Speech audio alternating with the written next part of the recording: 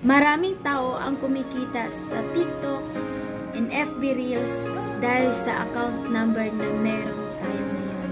And ito po yung proof na patunay na isa din po ako sa distributor at nagkaroon ng user ID na account. Kaya kumikita ako gamit yung Facebook ko, Facebook Reels and TikTok ko.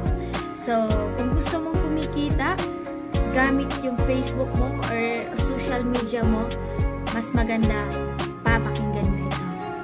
I know for sure ilang beses mo na itong napapanood or napabrowse sa Facebook mo or sa social media account mo. Pero until now, hindi mo pa rin alam kung paano kumita gamit yung Facebook mo, Facebook Reels mo, or TikTok mo. Ngayon, may good news ako sa'yo. Kung napapanood mo itong video na ito, this video is for you. At dahil ready ka na malaman kung paano gagawin, mag-comment ka dyan sa comment box dahil ituturo ko sa'yo kung paano ka kumita at paano gagawin at para masundan mo na yung aming sistema para